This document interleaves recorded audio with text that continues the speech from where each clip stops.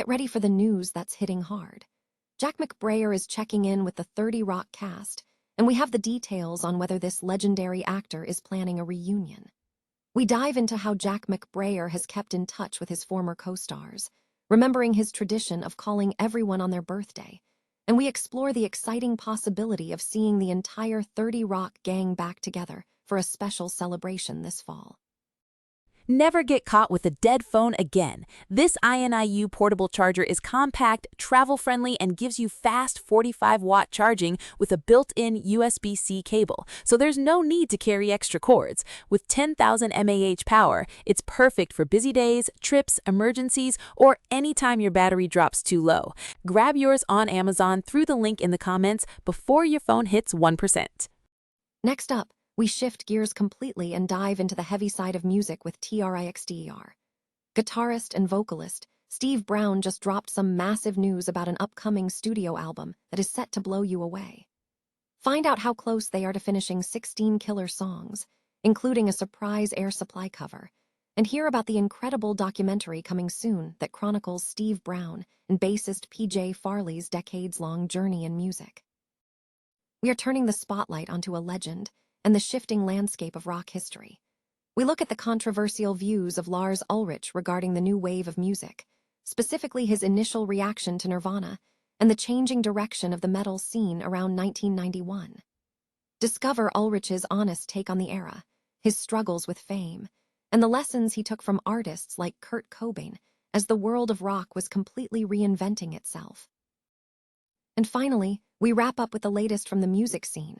Katie Kadan joins Rock and Review to discuss her new EP, Hide and Seek, and her exciting upcoming tour plans. Plus, Vito is spotlighting his new solo album, Slide Master, while Nashville artist Paul Childers talks about his statement album, Everything's Computer. Don't miss out on all these incredible stories. Tune in now for the full Rock and Review conversation. NBC's hit sitcom, 30 Rock, is marking its 20th anniversary this fall, and reports indicate that the cast remains close, with actor Jack McBrayer confirming ongoing contact with his former co-stars. McBrayer, who played Kenneth Parcell on the series from 2006 to 2013, shared his desire for a reunion, stating, "I hope we do. We did touch base. We were like, y'all, it's been 20 years. It's crazy." McBrayer detailed his method of staying connected, emphasizing that he remembers the cast members' birthdays and calls them to celebrate. He noted, "I call everybody on their birthday, so I'm in touch with everybody. I'm not on social media, but old grandpa likes a birthday phone call." He expressed a strong sentiment about the show, adding, "We had a blast. It changed everything. I wouldn't be talking to you right now if it weren't for 30 Rock."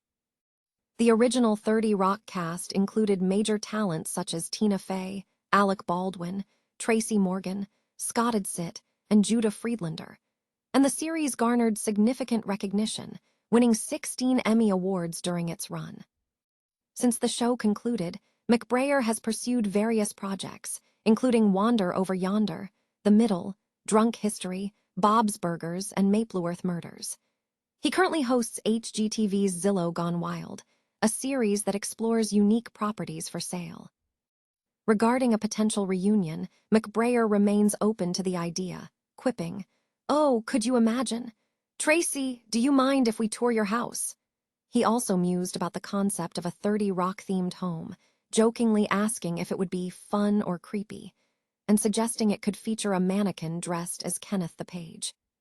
Speaking about the current season of Zillow Gone Wild, McBrayer highlighted his appreciation for the show's focus on creativity, stating, "I love seeing what people's choices are. I love celebrating people's passions, and I think you're just going to see so much more of that." TRIXTER guitarist and vocalist Steve Brown has announced exciting developments for the band, including an upcoming studio album slated for a 70s soft rock tribute record. Speaking at the 2026 M3 Rock Festival in Columbia, Maryland, Brown revealed that the band currently has approximately 16 songs, about 75% complete for a new TRIXTER record. He confirmed that a new track, reportedly a cover of an Air Supply song, will be featured on this tribute album released by Cleopatra Records, promising to blow you away. Brown expressed high excitement for the new material, acknowledging fan anticipation for its release. In an update on personal projects, Brown discussed a documentary film reportedly in development that will chronicle his journey alongside bassist and vocalist PJ Farley. The film will detail their 38 to 40-year history, spanning their time as kids, forming the band, achieving success, and navigating reinvention, including their time running a successful cover band, SUGRBLLY, in New Jersey. Brown highlighted the diverse musical collaborations Farley has had, including work with artists like Lita Ford, FOZZY, Def Leppard, and RUBIXKUBE, emphasizing that their roots always lead back to TRIXTER. Brown and Farley are the only remaining members of the classic TRIXTER lineup actively touring, with Ben Hands now contributing percussion to the current iteration of the band. Brown noted that while PJ sings on some tracks, the decision to keep TRIXTER going was a mutual one, driven by a desire to continue the music despite differing life paths.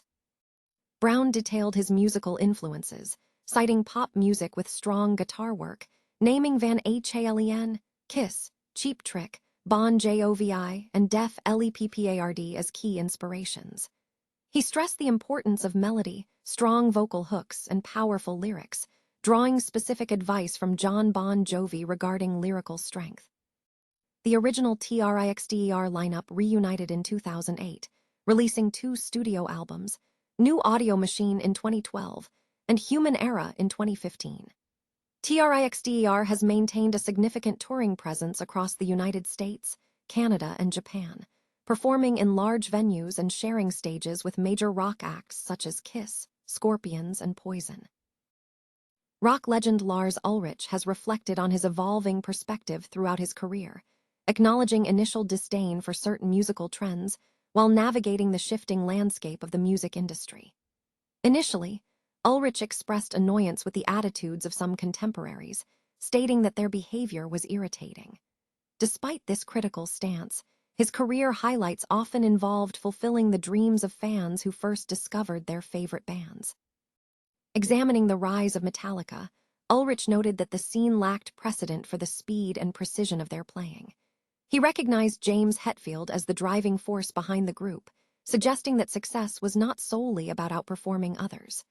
As the music world rapidly evolved, with the emergence of alternative sounds like Nirvana's Smells Like Teen Spirit, the established metal scene was undergoing a significant transformation. While others, such as Kurt Cobain, were credited with dismantling traditional rock, not all figures were immune to change. Even Ulrich admitted he did not fully grasp the direction of Nirvana's music. Regarding Nirvana, Ulrich found the sentiment of Cobain's discomfort with fame contradictory to his own drive towards stardom.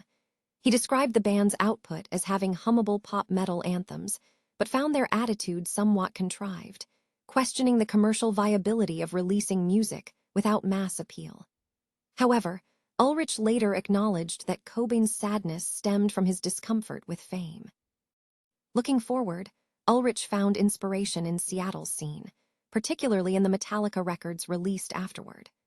While acknowledging that bands like Alice in Chains offered lessons in musical borrowing, Ulrich was attempting a postmodern irony, aiming for an image situated between the anthemic ambition of Bono and the nonchalant attitude of Cobain. Although this strategy yielded mixed results, the Load series of records remains a period of question for the band. Nevertheless, Ulrich was aware of the broader industry shift and recognized the need to learn from contemporaries, even while occupying a position at the pinnacle of the rock and roll world. Nashville, Tennessee Rock and Review on WZTV featured an exclusive discussion with several prominent music figures. Katie Kadan, recognized for her participation on The Voice, sat down with Eric Dahl to delve into the details of her new EP, Hide and Seek, and her upcoming tour plans. Additionally, Rick Vito, the former member of Fleetwood Mac and Bonnie Raitt, joined the panel to spotlight his latest solo album, Slidemaster. The conversation also featured Nashville-based artist Paul Childers, who discussed his statement album, Everything's Computer. These insightful conversations provide fans with behind-the-scenes, looks at the careers and creative processes of these major artists. Listeners can catch the complete interviews and stories behind the music on Rock and Review Radio with Eric Dahl.